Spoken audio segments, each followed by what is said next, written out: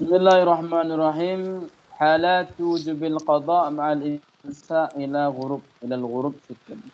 Beberapa keadaan wajib untuk mengqadha beserta wajib imsak menahan diri hingga sampai terbenam matahari, itu ada 6 perkara.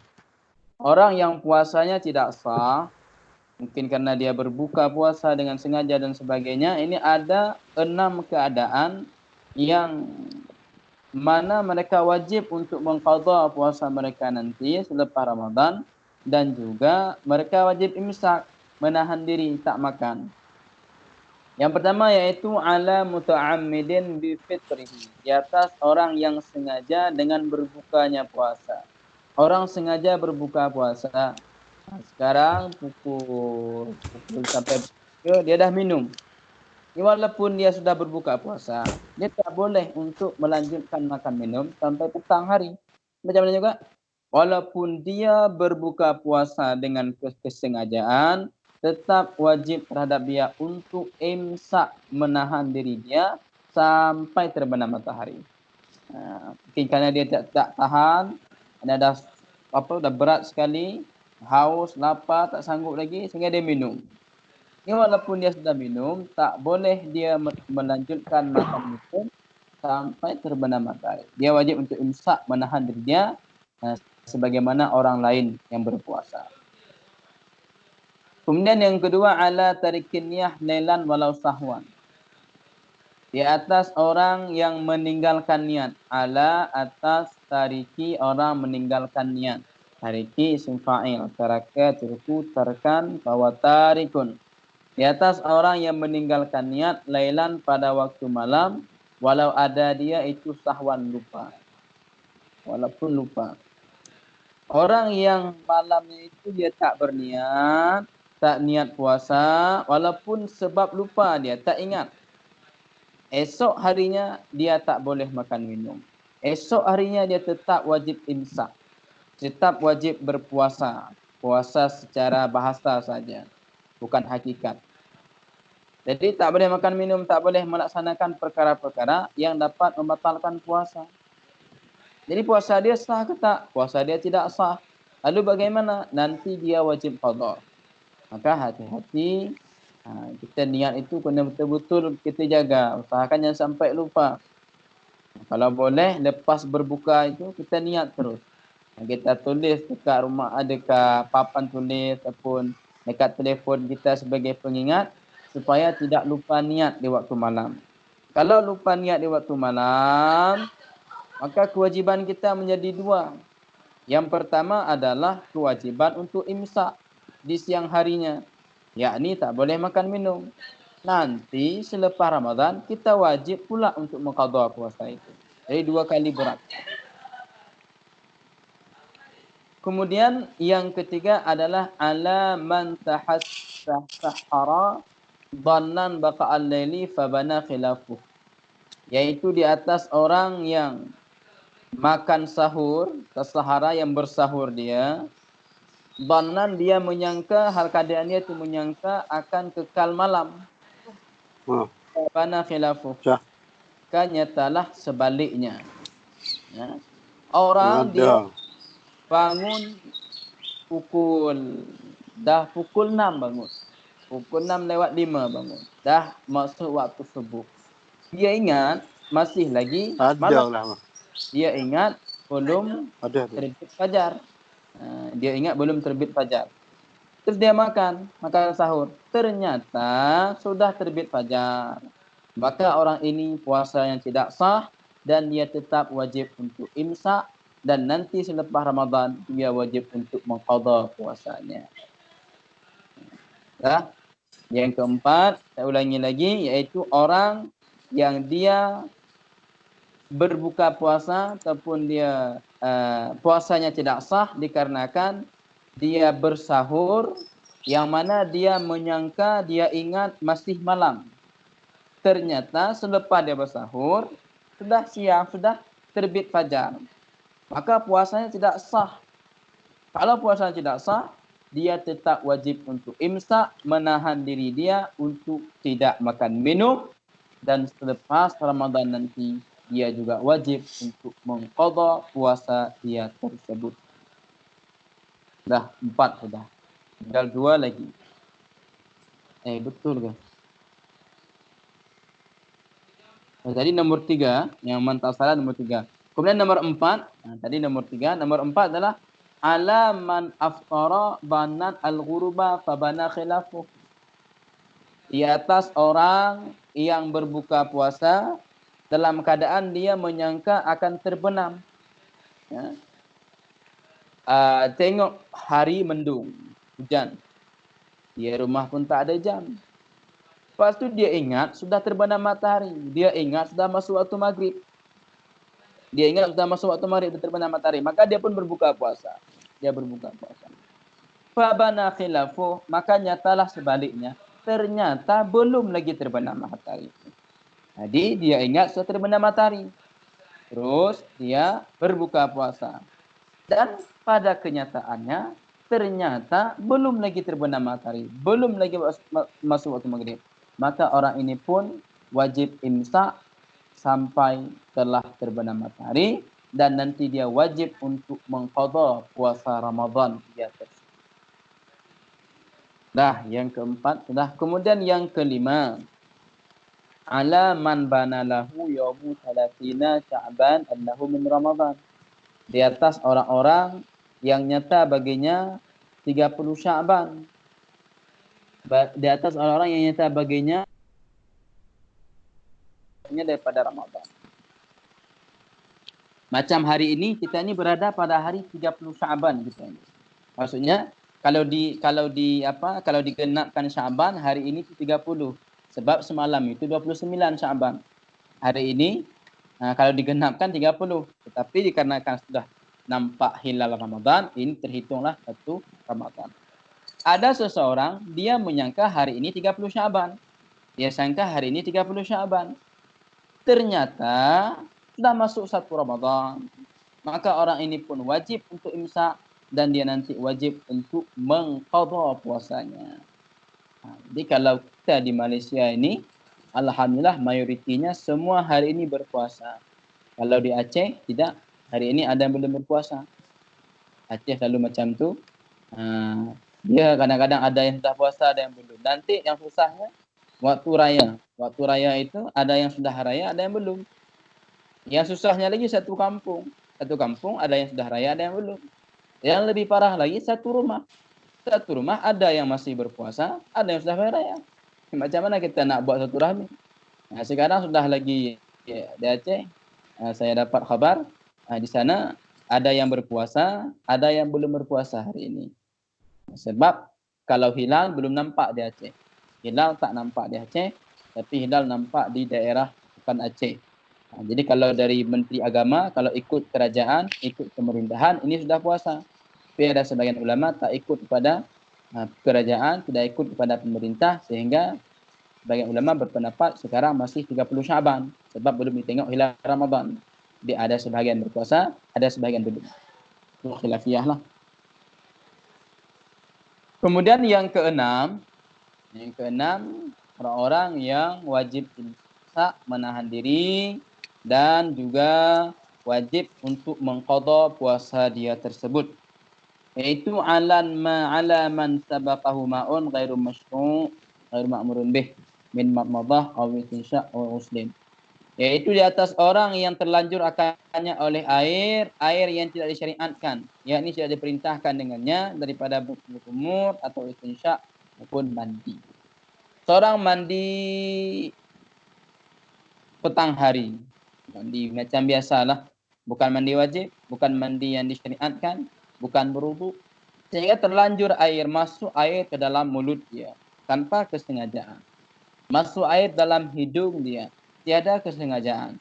Ini batal puasa dia dan dia pun wajib untuk imsak, menahan diri, tak makan, tak minum sampai terbenam matahari, dan juga orang ini wajib untuk mengqadha puasa dia tersebut. Genaplah 6 keadaan yang wajib qadha dan juga wajib untuk imsak, menahan diri sampai terbenam matahari. Ya. Kemudian berikutnya halatu adamil fitri biusuli ainin ilal jawfi min manfadin maftuhin sab'un. Bermula keadaan-keadaan yang tiada fitri. Fitri ini terbuka puasa, maksudnya batal puasa. Biusuli ainin dengan sampai ain kepada rongga.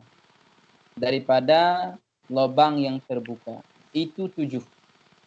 Ada 7 macam ain yang dia masuk dalam rongga seseorang, maka tidak batal puasa dia. Ada 7 macam keadaan. Ada 7 macam keadaan yang jika masuk ain di dalam rongga dia, mulut kah itu, hidung kah, telinga kah, tidak batal puasa dia. Yang pertama apa? Ma wasala ilahi binisyanin.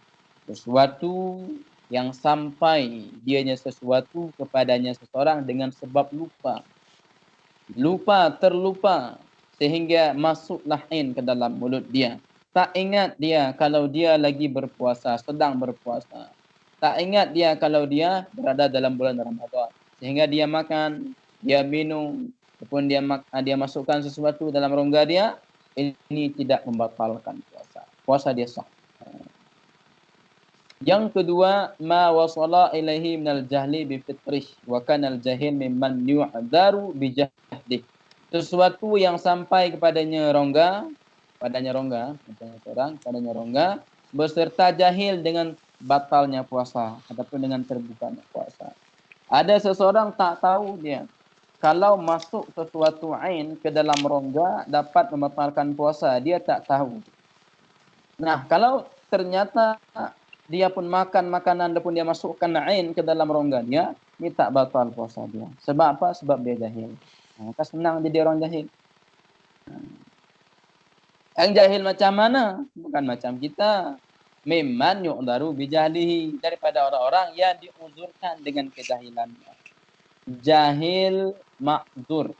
Kalau jahil ma'zur, ini dimaafkan untuk mereka walaupun mereka makan minum sebab mereka tak tahu.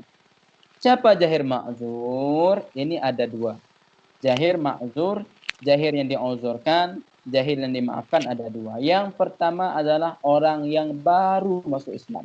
Masa dia dalam Islam ini baru saja. Belum lama lagi. Belum sempat dia untuk belajar masalah fiqh, masalah ahkam hukum.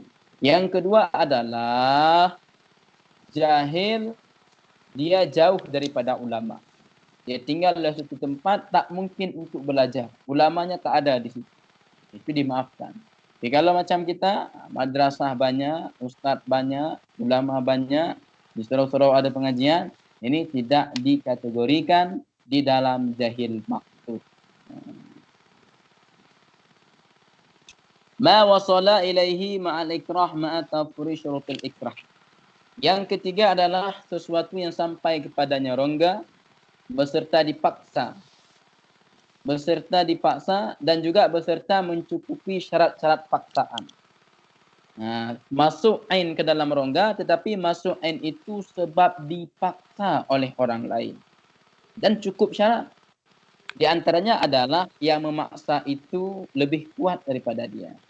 Jadi kalau yang paksa dia kanak-kanak, ada kanak-kanak budak kecil datang pada kita, dia cakap, Pak Cik makan nasi, kalau tak saya tembak. Okay. Senapan air. Walaupun kata dia kalau Pak Cik tak makan, saya rotan. Orang ni pun takut dia. Padahal tak perlu ditakuti sebab kanak-kanak. Dia pun makan. Ini batal puasa macam ni. Tapi kalau ada orang yang lebih kuat daripada dia, dia pegang senjata, dia pegang pisau, dia pegang pedang, ataupun senapan, bedil, dia tunjukkan kepada orang yang berpuasa. Ini awak kalau tak makan, saya tembak. Awak kalau tak makan, saya bunuh. Ini kalau orang ini tak sanggup melawan orang yang memaksa tersebut, lalu dia makan, tak batal puasa dia. Yang keempat, ma wasala ilaihi bijriyani riqin khalisin liriqin khalisin tahirin bima baina asnaihi. Yang keempat, sesuatu ain yang sampai kepadanya rongga dengan dialirkan oleh air liur yang bersih, yang suci, yang ada dengan perkara yang ada di celah-celah gigi. Ada sesuatu sisa-sisa makanan yang ada di celah gigi, dibawa masuk oleh air liur. Air liur yang bersih, bukan air liur yang bercampur dengan darah. Yang bersih, yang suci. Nah, kemudian dia tak boleh, tak mampu, tak kuasa untuk membezakan lagi air liur dengan air tersebut. Untuk dia ludah pun susah. Susah untuk membezakan. Jadi sehingga benda tersebut yang ada dekat celah-celah giginya masuk ke dalam rongga dibawa oleh air liur. Ini juga tidak membatalkan puasa. Tapi dengan syarat bukan di atas kesengajaan. Yang kelima, ma wasalahi wa kana ghubara tariq, sesuatu yang sampai kepadanya rongga dan adanya sesuatu itu debu jalan. Kita pergi jalan-jalan naik motor, tak pakai mask, sehingga masuk debu ke dalam hidung, masuk debu ke dalam mulut. Ini juga tidak membatalkan puasa. Debu-debu di jalan tidak membatalkan puasa. Kemudian yang keenam, ma wasala ilaihi wa kana gharbata daqiqin wa nahwaha. Sesuatu yang sampai kepadanya rongga dan ada dianya itu ayakan tepung dan seumpamanya. Itu tepung yang kita ayak, ada tepung, ada orang itu diayak pakai saringan, itu kan terbang tepung itu. Debu-debu tepung itu terbang, sehingga masuk ke dalam hidung, masuk ke dalam mulut. Ini tidak batal puasa. Gharbalah ini ayak itu ada saring yang dibuat macam ni. Diayak tepung. Yang ketujuh, ma wasalalehi wa kana dubabang tairan wa nahwah. Sesuatu yang sampai kepadanya rongga dan ada dianya sesuatu itu lalat yang terbang ataupun seumpamanya dan seumpamanya. Ada lalat terbang, dia masuk ke mulut kita, masuk ke hidung, masuk ke telinga. Ini tak batal puasa. Adapun bukan lalat, nyamuk, adapun benda-benda yang lain lah, dia masuk sendiri. Bawah kod nombor 1, wa in ta'amada fatha famihi. Walaupun dia sengaja membuka mulut, dia sengaja buka mulut dia, dia buka mulut dia, datang lalat masuk ke mulut dia, tak batal puasa. Dah mencukupi 7 perkara keadaan ketika masuk ain ke dalam rongga tidak membatalkan puasa. Kemudian kita masuki kepada berikutnya, masailu mansurah fi shaum. Masalah mansurah. Mansurah ini mutiara. Masalah mutiara. Mutiara ini maksudnya yang penting-penting. Fi shaumi pada berpuasa. Masalah yang pertama adalah idza balagha shabi, jika telah baliklah shabi, kanak-kanak shabi telah balik ataupun telah menetaplah orang yang safar. Ada seorang dia safar, lepas tu dia bermukim. Adapun disembuhkan akan orang sakit, maksudnya sembuh orang sakit dan bermula mereka padahal mereka tersebut faimun, berpuasa. Ada kanak-kanak dia belum balik tapi hari itu dia berpuasa. Nah, di tengah hari dalam pukul 3, pukul 2 berlakulah balik kepada dia. Baik balik dengan umur ataupun balik dengan inzal mani. Dah satu. Lalu bagaimana hukum orang ini? Tengah hari dia tadi sabi, tengah hari dia balik. Macam mana, apakah wajib dia lanjutkan puasa dia itu ataukah sunat? Jawabannya ke depan. Adapun yang kedua, orang yang safar dari Johor berangkat ke KL. Dari Johor berangkat ke KL. Lepas subuh dia start naik bas atau naik kereta. Tapi dia tetap puasa. Dia puasa sampailah di KL tengah hari. Di KL tengah hari. Ini macam mana status puasa dia tersebut? Apakah dia wajib untuk melanjutkan puasa ataukah tidak? Jawabannya juga ke depan. Ataupun ada orang sakit, dia sakit demam. Tapi karena dia semangat, jazbah dia beramal, dia tetap berpuasa. Dari pagi hari berpuasa, kemudian di tengah hari dah sembuh, sehat. Ini bagaimana? Haruma alaihimul fitru, haram di atasnya oleh berbuka. Jadi karena kanak tadi yang belum balik, yang dari awal hari, dari pagi hari dia berpuasa, sehingga hari sudah balik, maka wajib terhadap dia untuk melanjutkan puasa. Macam itu juga orang yang bermusafir, dia wajib untuk lanjutkan puasa dia. Begitu juga dengan orang yang sakit, dia wajib untuk melanjutkan puasa dia. Walaupun awal mula dia itu sakit, tak wajib untuk berpuasa.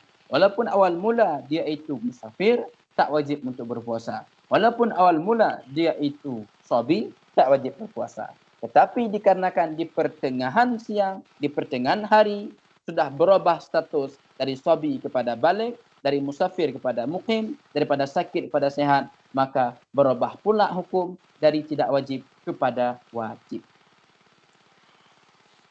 Dan wajib atasnya seorang oleh imsak, menahan diri. Wajib tahan.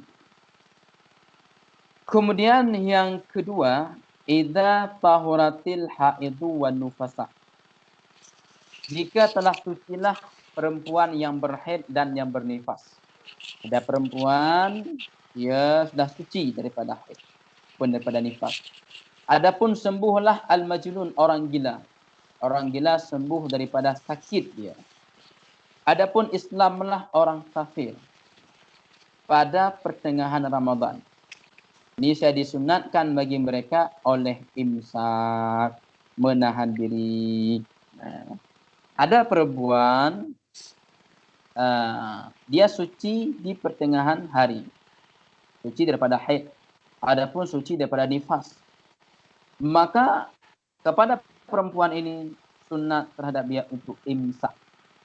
Adapun ada orang gila, dia gila lepas tu sembuh di pertengahan hari Ramadan. Pada siang Ramadan sembuh. Macam itu juga dia wajib untuk imsak sampai terbenam matahari. Adapun orang kafir, dia masuk Islam di bulan Ramadan di siang hari, tengah hari pukul 2 ataupun pukul 12 dia masuk Islam. Apakah wajib berpuasa? Bukan puasa wajib. Tak wajib, tapi sunat untuk imsak, menahan diri dia, tidak makan, tidak minum sampai terbenam matahari. Dan tidak wajib qadha di atas orang gila dan kafir. Kalau orang itu tidak berpuasa dikarenakan gila, adapun dikarenakan kafir, tidak wajiblah atas dia untuk mengqadha puasa tersebut. Yang ketiga, permasalahan yang ketiga, al-murtaddu yajibu alaihi qada'u ma fatau min siyam asna'a riddatihi walau junna fi asna'iha. Murtad wajib di atasnya oleh mengqadha apa-apa yang telah luput akannya daripada puasa pada pertengahan murtadnya, walaupun gila dia pada pertengahan. Apapun kewajiban terhadap dia tetap difardukan. Dia murtad tetap wajib puasa terhadap dia. Maksudnya apa? Puasa tidak sah. Tetapi nanti kalau dia sudah masuk Islam, dia wajib mengqadha puasa itu. Solat macam mana? Solat macam juga. Selama dia masa murtad itu, solat yang dia tinggalkan, nanti selepas dia masuk Islam balik, dia wajib untuk mengqadha solat dia. Murtad tidak berikan zakat, nanti selepas dia Islam, dia wajib tunaikan zakat-zakat yang pernah dia tinggalkan selama dia murtad. Walaupun waktu murtad, selepas murtad dia gila. Ada satu orang, dia keluar daripada Islam, dia murtad, baru 1 hari murtad. Lepas tu dia gila. Walaupun dia gila, tetap kewajiban dia tidak terlepas. Tapi kalau orang Islam, kalau dia tidak murtad, dia ada iman. Kalau dia gila, maka terlepas kewajiban. Tapi kalau dia gila tersebut, bermula gila itu dalam keadaan murtad, maka selama murtad, walaupun dalam keadaan gila, tetap wajib untuk diqadha kewajiban-kewajiban tersebut. Ini murtad. Kemudian yang keempat, minal khata'il fahish al-waqi' fi katsirun minan nas, daripada kesalahan yang sangat keji yang terjadi padanya oleh kebanyakan daripada manusia. Banyak sekali kesalahan-kesalahan yang terjadi dalam kehidupan kita. Di antaranya adalah annahum 'indama yasma'una adhanil fajri yattabadaruna ila syurbi i'tiqadan minhum jawaza dzalika. Bahwa mereka ketika mendengar mereka akan azan fajar, bersegera oleh mereka kepada minum. Ini mungkin masa beliau pengarang kitab ini. Jadi dulu orang-orang mungkin waktu dengar azan subuh itu, di situ mereka makan sahur. Mereka bersegera untuk makan sahur di situ. I'tiqadan mereka beriktikad daripada i'tiqadan akan beriktikad daripada mereka akan boleh sedemikian selama kekalah muazin hakadan itu azan. Mereka beriktikad meyakini bahawa masih boleh lagi makan, minum selama azan masih dikumandangkan oleh muazin. Selama azan masih terus dikumandangkan, boleh untuk makan minum. Ini dalam i'tikad mereka. Padahal tidak seperti itu. Wadhalika la yajuzu dan berbulan semikian itu tidak boleh. Sebab kalau sudah azan subuh, otomatis sudah terbit fajar. Kalau sudah terbit fajar, sudah tak boleh lagi makan minum. Waman yaf'aluhu fasamu batilun, dan bermula sesiapa yang melaksanakannya maka bermula puasanya itu batal. Kalau orang seperti itu puasanya batal, yakni makan sahur sudah azan subuh. Kalau makan sahur sudah azan subuh, puasanya itu tidak sah, batal. Wa alaihil qada'u, dan wajib di atasnya oleh mengqada in kana shamu fardhan, jika adalah puasanya itu fardu. Kalau puasa fardu, wajib dia untuk mengqada. Kenapa macam tu? Li'annal muadzin, karena bahwa orang yang azan la yusyra', tidak disyariatkan pada azan melainkan selepas terbit fajar. La yashra'u, tidak memasuki dia pada azan melainkan selepas terbit fajar. Orang azan ini tak mungkin dia azan, takkan dia azan kalau belum terbit fajar. Kan dia azan itu selepas terbit fajar. Sedangkan terbit fajar itu sudah berakhirlah masa seseorang untuk makan minum, tak boleh lagi makan minum.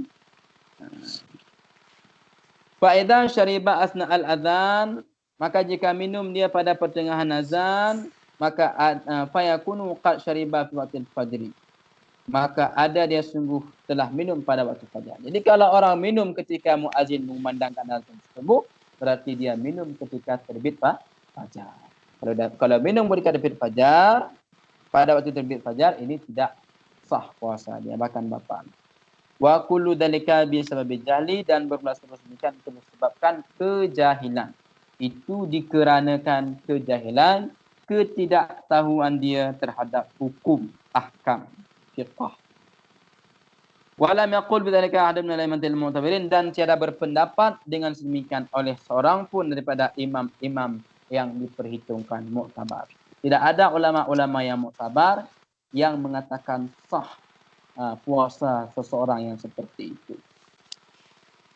Kemudian yang kelima, permasalahan yang kelima.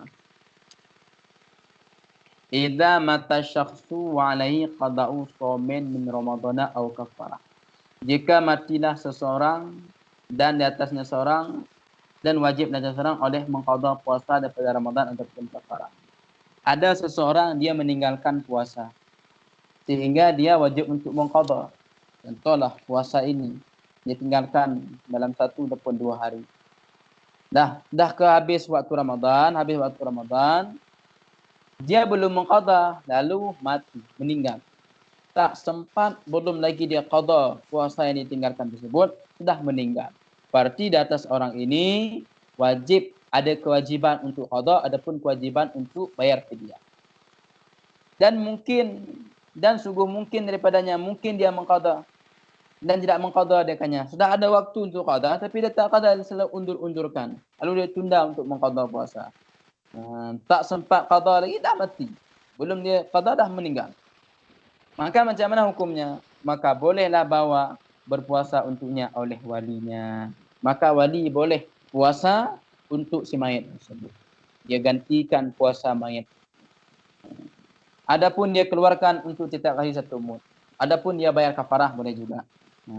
Dia bayar kafarah. Tapi kalau mayat itu ada meninggalkan harta, wajib terhadap wali untuk ambil harta itu bayar kafarah. Tapi kalau tak ada harta, sunat dibayar kafarah. Kalau harta itu dari wali, sunat. Kalau harta itu daripada peninggalan mayat, itu kewajiban, itu hak dia dengan Allah Ta'ala. Bayar kafarah untuk satu hari puasa yang ditinggalkan 1 mud makanan. 1 mud makanan sekitar 675 gram ataupun lebih untuk ihtiyat lagi, untuk hati-hati kita ambil 700 gram. Satu hari 1 mud. Kemudian yang keenam, yajuzu fi shaumi nafli ayuftira walau biduni udhrin. Boleh pada puasa sunat oleh bahawa berbuka puasa walaupun tiada uzur. Kalau puasa itu puasa sunat, bukan puasa wajib, maka di pertengahan hari boleh dia batalkan puasa dia tersebut. Boleh dia berbuka. Ini kalau puasa sunat. Isnin Kamis, puasa Arafah, puasa Asyura, boleh. Wala juzul iftar fi shaumil fardhi, dan tidak bolehlah berbuka puasa pada puasa fardu. Kalau puasa fardu haram hukumnya berbuka puasa tanpa uzur. Kita puasa Ramadan, minum air, berbuka puasa, kita batalkan puasa haram. Seperti Ramadan ataupun qada, puasa Ramadan. Adapun puasa qada, bukan Ramadan, puasa qada. Kita mengqada puasa Ramadan. Kalau puasa itu wajib, tetap haram kita berbuka. Adapun puasa nazar, seorang bernazar, ya Allah, kalau saya sembuh, saya puasa 3 hari. Allah pun sembuhkan dia. Dia puasa, wajib puasa 3 hari. Itu namanya puasa nazar. Maka haram orang ini untuk membatalkan puasa dia kalau tanpa uzur. Adapun selain sedemikian, yang namanya puasa fardu, apapun status puasa tersebut, haram dibatalkan. Yang boleh dibatalkan adalah puasa sunat sahaja. Yang ke-8, masalah ke-8, yajibu qada'u shaumil fardhi 'alal fawri in aftara bighairi udhrin. Wajiblah mengqadha puasa fardu di atas segera jika berbuka dia dengan tiada uzur. Kalau seseorang dia berbuka puasa Ramadan, dia batalkan puasa Ramadan, tidak ada keuzuran sedikit pun. Tidak ada keuzuran. Bukan kerana sakit, bukan kerana hal-hal lain. Maka selepas daripada Ramadan, dia wajib segera untuk mengqadha. Kalau dia tak segera mengqadha, maka dia berdosa. Kalau dia tak segera mengqadha, dia berdosa.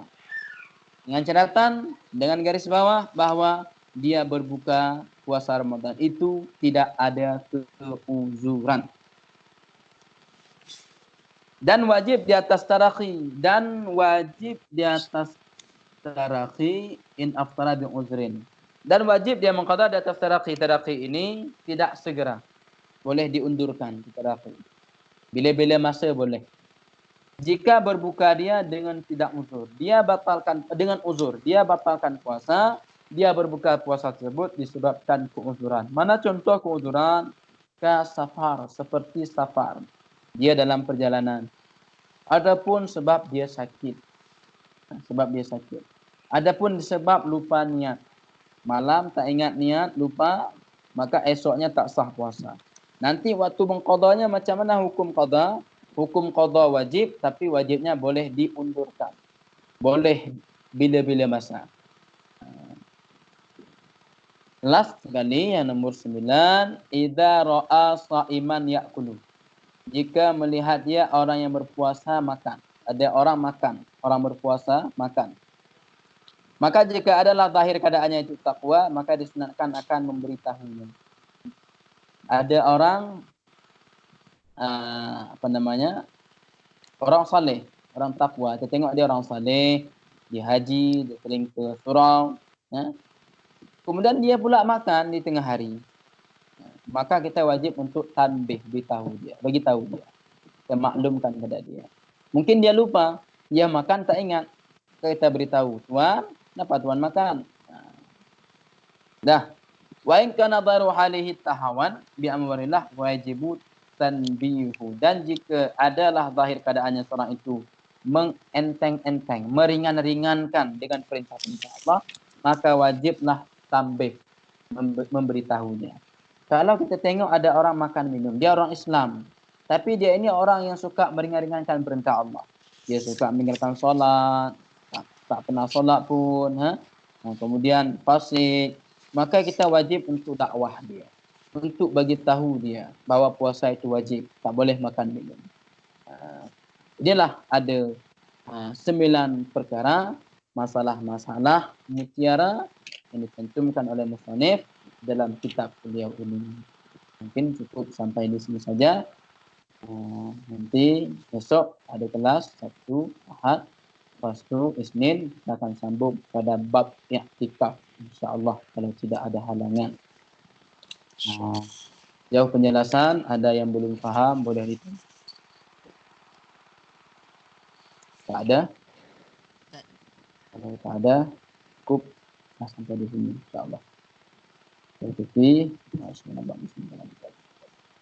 Oke, saya pamit dulu ya. Assalamualaikum warahmatullahi wabarakatuh.